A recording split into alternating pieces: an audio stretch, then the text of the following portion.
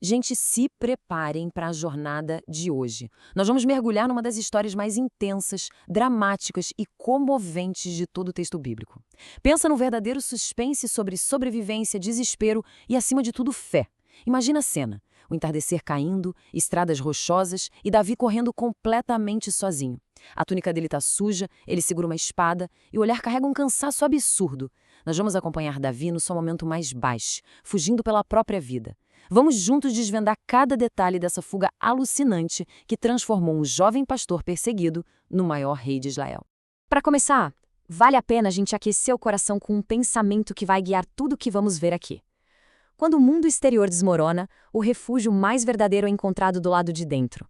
Essa história inteira é sobre perder absolutamente tudo no físico para descobrir de verdade quem Deus é no espiritual. É uma jornada lindíssima de dependência.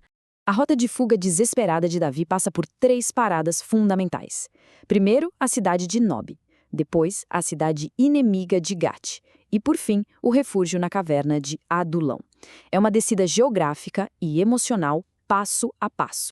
Chegamos, então, à nossa primeira parada. Nob, a fuga em busca de socorro.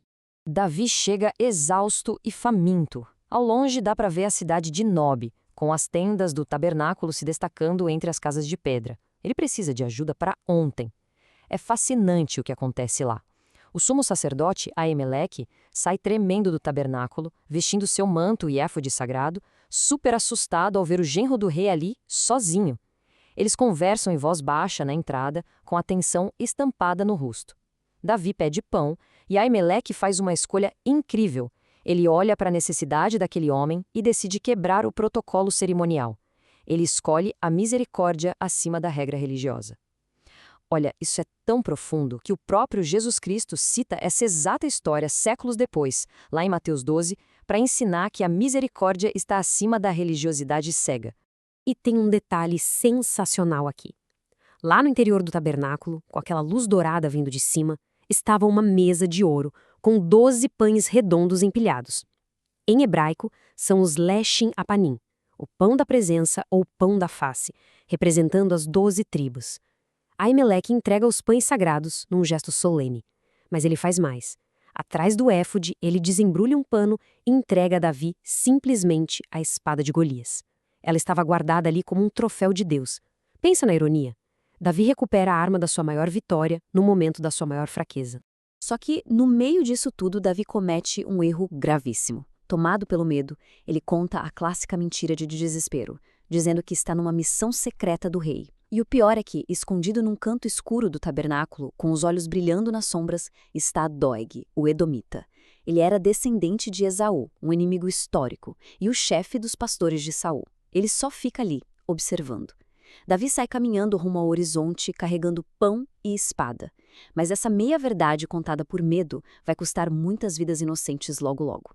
E assim vamos para a nossa segunda parada, a loucura em Gate, entrando na cova do inimigo. Davi toma uma das piores decisões estratégicas imagináveis. Ele corre direto para os muros altos e portões de pedra da cidade filisteia de Gate. Gente, Gate era a terra do Golias. E Davi vai para lá segurando a espada do Golias na mão. É um plano péssimo. Obviamente, ele é reconhecido na hora.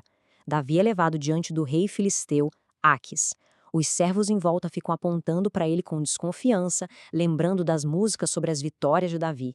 Ele está encurralado, sem saída, totalmente preso na sua própria fama. Então Davi toma uma atitude drástica e começa a fingir loucura bem ali na praça. Ele arregala os olhos, faz gestos desconexos, bate nas portas de madeira e deixa a saliva escorrer livremente pela barba. O rei Aquis olha aquilo com um nojo absoluto e faz um gesto dispensando Davi. Mas olha que contraste espetacular. Enquanto por fora Davi é só humilhação e baba, por dentro a mente dele está incrivelmente lúcida. É exatamente aí que ele compõe os Salmos 34 e 56. Imagina a cena mais tarde, ele sentado sozinho na beira da estrada à noite, apenas tocando papel à luz de uma lamparina. Por fora ele fingia insanidade, mas por dentro era pura adoração.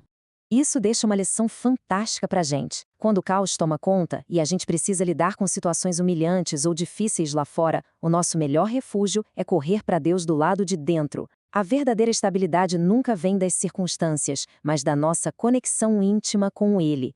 O que nos leva à nossa terceira parada, a Caverna de Adulão, o lugar onde líderes são forjados. Davi consegue fugir e sobe para as montanhas áridas. Ele encontra uma grande entrada de pedra e entra na escura caverna de Adulão. Sentado ali numa pedra, iluminado apenas por tochas, ele está no fundo do poço. Mas Deus começa a enviar pessoas. Homens começam a chegar à caverna, um por um. E olha o perfil da galera. Pessoas com roupas rasgadas, cheios de dívidas, fugitivos, guerreiros sem armas. O texto hebraico usa a expressão mar nefesh, os amargurados de alma. E o que é de arrepiar é que são exatamente esses 400 quebrados que anos depois vão se transformar nos lendários valentes de Davi. Com Davi no centro da caverna, rodeado por esses 400 homens e uma fogueira no meio, a gente percebe algo muito forte. A caverna nunca é só um esconderijo, ela é a forja de Deus. Aquele lugar que parece o nosso fim é, na verdade, onde a nossa verdadeira força e liderança são cultivadas. É na caverna que Deus forma o seu exército. E foi bem ali, sentindo o cheiro de fumaça e cercado de pessoas feridas, que Davi escreveu o Salmo 142 e o Salmo 57. Ele olhou para aquela escuridão toda e disse: Tu, Senhor, és o meu refúgio. A porção dele não era um palácio, era o próprio Deus, ali mesmo no meio do pó. Agora a história dá uma guinada muito pesada. Vamos ver o massacre dos sacerdotes e a queda moral de Saul. O clima muda totalmente. Vemos o rei Saul sentado no alto de uma colina, debaixo de uma grande árvore, segurando sua lança. O rosto dele é puro tormento e paranoia. Os soldados em volta estão tensos. É então que Doeg se aproxima com aquela expressão venenosa e sussurra no ouvido do rei. Ele relata o que viu em Nob, mas de um jeito totalmente manipulado. Ele conta que Aimeleque ajudou Davi, o que é fato, mas omite que o sacerdote não sabia que Davi estava fugindo. Ele pega uma meia-verdade e transforma em uma arma letal só para ganhar pontos com o rei. A reação de Saul revela o tamanho do abismo em que ele caiu. Aimeleque e toda sua família são trazidos ao palácio vestidos em seus éfodes brancos. Aimeleque responde com dignidade, de mãos abertas, mas Saul, cego de raiva, ordena aos guardas que matem todos eles. E aqui acontece uma coisa impressionante. Os guardas recuam, eles se recusam a tocar nos sacerdotes de Deus. Isso é honra militar de verdade. Pensa na inversão moral absurda de Saul. Ele tinha poupado os amalequitas, que eram os inimigos, mas agora quer matar os próprios sacerdotes do seu povo. Como os soldados de Israel se recusam, Saul dá a ordem a Doeg, e o edomita avança com a espada erguida contra aqueles sacerdotes paralisados. É uma carnificina. 85 sacerdotes são mortos ali, e o historiador Flávio Josefo conta que, ao todo, 385 pessoas morreram naquele dia. Imagina a cena desolada no entardecer. A cidade de Nob em chamas, ao longe, a fumaça subindo. A mentira contada por Davi lá atrás gerou um desastre irreparável. Isso nos dá um choque de realidade. A gente precisa tomar muito cuidado com a mentira do desespero e principalmente com o nosso Doeg interno. Aquela vozinha oportunista que tem vontade de fofocar, de queimar os outros ou de usar meias-verdades só para sair ganhando. Essa ambição doentia deixa um rastro de destruição terrível na vida das pessoas. Finalmente chegamos à nossa última parte. O verdadeiro refúgio, quando o sacerdócio e a realeza se encontram. No meio daquela tragédia em Nob, um jovem consegue escapar, Abiatar. Imagina ele correndo sozinho e desesperado pelas montanhas, com a túnica sacerdotal rasgada e ensanguentada. Ele chega à caverna de Adulão e cai de joelhos diante de Davi. Quando Davi escuta a notícia, a expressão dele é de uma dor profundíssima, com lágrimas escorrendo pelo rosto.